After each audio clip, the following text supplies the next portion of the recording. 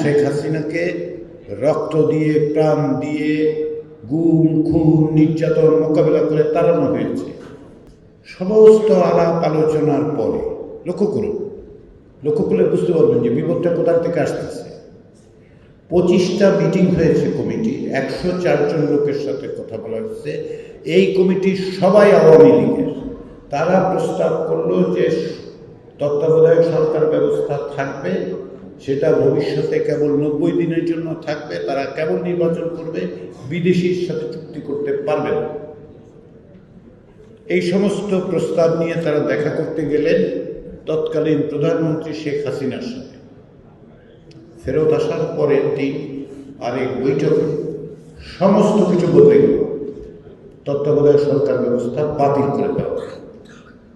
বুঝতে পারছেন কোথায় সিদ্ধান্তটা হলো?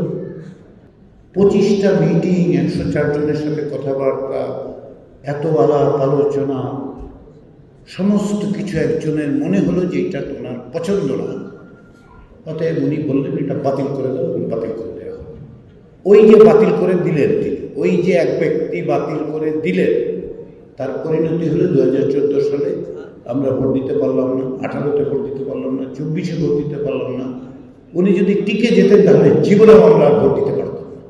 ব্যবস্থাটা সংবিধানের মধ্যেই আছে। খেয়াল করে দেখুন, সংবিধান, যে সংবিধান বিদ্যমান সেই সংবিধানে কিন্তু এই সুযোগ আছে।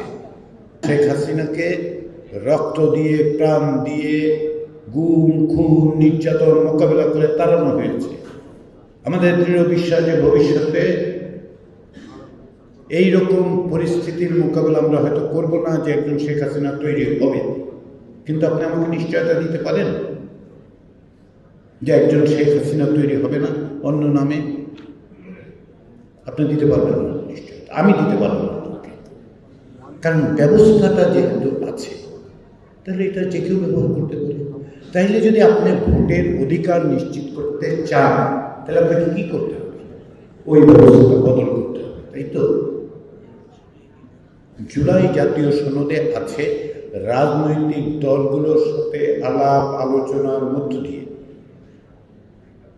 প্রধানত এই ঐকমত্যে পৌঁছানো হয়েছে যে বাংলাদেশের তত্ত্বাবধায়ক সরকার ব্যবস্থা পুনঃপ্রতিষ্ঠা করতে হবে।